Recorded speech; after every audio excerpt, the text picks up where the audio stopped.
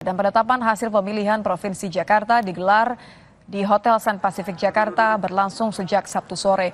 Proses rekapitulasi dihadiri perwakilan saksi dari tiap pasangan calon gubernur dan wakil gubernur Jakarta. Rapat pleno rekapitulasi penghitungan suara Pilgub Jakarta akan dilanjutkan 8 Desember dengan agenda penetapan hasil Pilgub Jakarta. Mungkin bisa diperjelas juga di forum. Sudah tanggapan terkait dengan masalah ini. Pending rapat skorsing. Rapat pleno ini rekapitulasi dengan agenda tunggal besok penetapan hasil rekapitulasi. Bisa disepakati? Rapat saya skorsing sampai pukul 13.00. Calon Gubernur Jakarta nomor urut 3 Pramono Anung menyebut akan menunggu penetapan perolehan suara Pilgub Jakarta. Sementara proses rekapitulasi yang dilakukan KPU dianggap berlangsung baik dan transparan. Menyikapi rekapitulasi ini, Pram menyebut tidak ada perbedaan signifikan dari data yang dimiliki pihaknya hingga proses rekapitulasi dilangsungkan di KPU Jakarta. Lihat transparansi yang dilakukan oleh KPUD sangat baik sekali. Datanya dari awal relatif tidak ada perbedaan sampai dengan perhitungan saat ini. Tetapi saya pribadi tetap menunggu hasil dari perhitungan yang akan dilakukan hari ini dan besok oleh KPUD. Ya, saya hanya berharap transparansi itu dijaga bersama dan sekarang ini yang paling penting Jakarta harus segera berbenah diri untuk membangun dan sebagainya karena sebentar lagi menghadapi tahun baru, tahun depan udah harus persiapan untuk bulan puasa dan juga musimnya lagi musim tidak baik. Menurut saya itu yang penting ya. Sementara itu terkait hasil rekapitulasi, tim hukum pasangan calon gubernur wakil gubernur Ridwan Kamil Suswono mengaku bakal mengajukan gugatan perselisihan hasil pemilihan umum ke Mahkamah Konstitusi. Sekretaris Umum Lembaga Advokasi Hukum DPP Partai Gerindra menyebut langkah ini diambil karena tim pemenangan Paslon Ridho menilai Pilkada Jakarta berjalan dengan sangat buruk, mulai dari dugaan pencoblosan lebih dari 1 kali hingga persoalan DPK yang tak sesuai dengan TPS seperti yang telah dilaporkan ke Bawaslu, sehingga mereka siap mengajukan permohonan PHPU ke MK. Dalam pelaksanaan pemilu kada di tingkat DKI Jakarta ini, pelaksana pemilu baik KPU maupun Bawaslu itu tidak profesional ya. Kami saat ini bersama rekan-rekan berkoordinasi dengan tim pasangan Ridho serta dengan relawan yang lain, rencananya akan melakukan permohonan perselisihan hasil pemilu PHPU ya di Mahkamah Konstitusi. KPU Jakarta akan mengumumkan penetapan hasil rekapitulasi pemilihan gubernur dan wakil gubernur Jakarta besok tanggal 8 Desember 2024. Bagaimana membacanya? Kita akan membahasnya dengan Jerry Sumampo, Koordinator Komite Pemilih Indonesia mengenai hasil Pilgub Jakarta. Selamat malam Pak Jerry.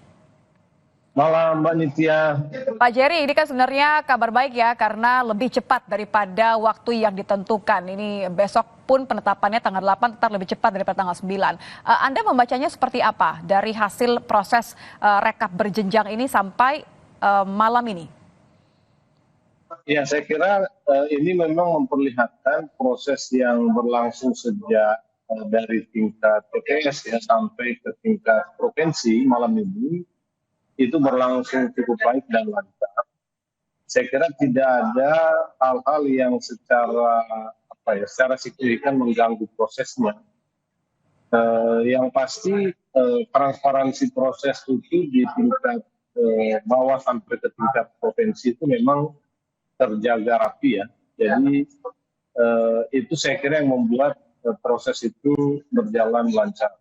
Nah juga ini memperlihatkan sebetulnya tidak ada problem krusial ya yang penting sekali terjadi dalam mulai dari proses di TPS sampai ke tingkat kabupaten kota paling tidak ya, karena malam ini itu kan rekapitulasinya di tingkat provinsi dan besok akan ada penetapan sesuai dengan yang tadi dikemukakan oleh Ketua KPU DKI. Jadi di tingkat kabupaten kota kan ini nih, kalau di tingkat bawah itu ada persoalan yang mengganggu dan menghambat, gitu ya, biasanya dia akan berimplikasi terus dalam proses rekapitulasi sampai ke tingkat paling atas, di tingkat provinsi dalam hal ini ya. Mhm.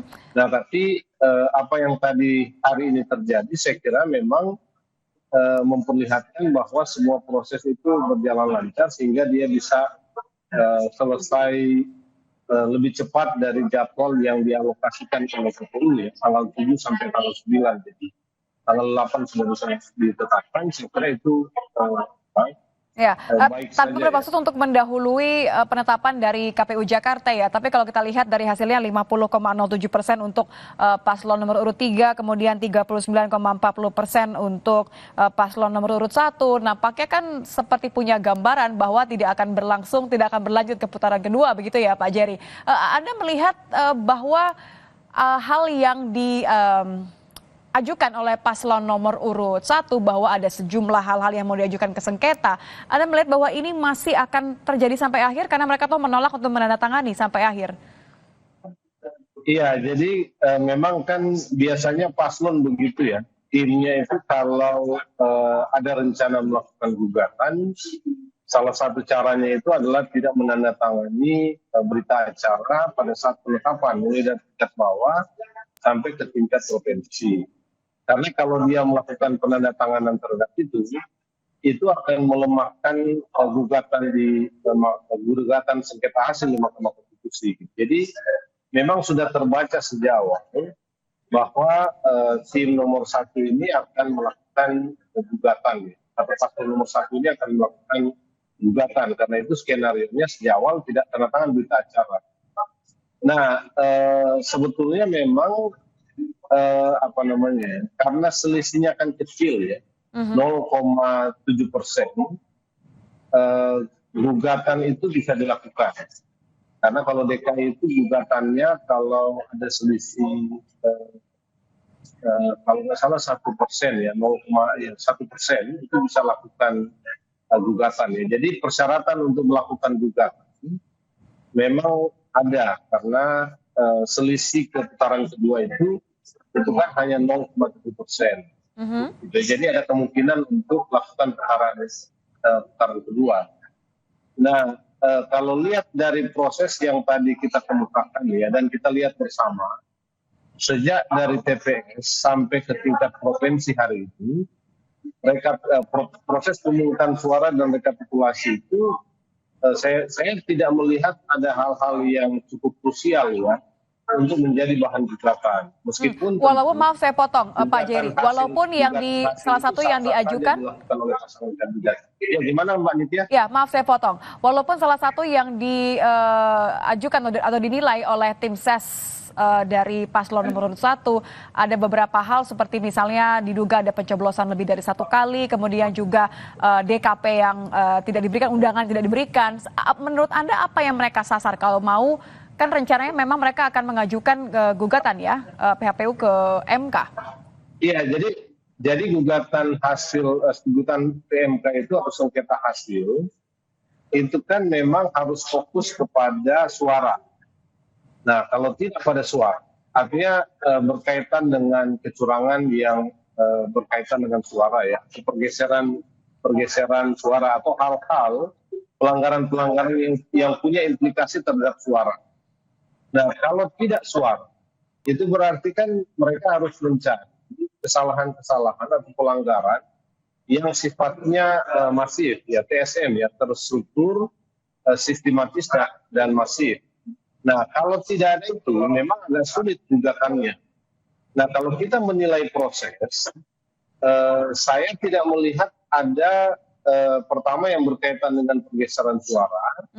Itu tidak ada yang terlalu menonjol ya, yang apalagi yang mendekati selisih perolehan suara antara pasangan calon atau selisih perolehan suara dari pasangan Pram dan Rano yang bisa membuat ini menjadi 2 putaran.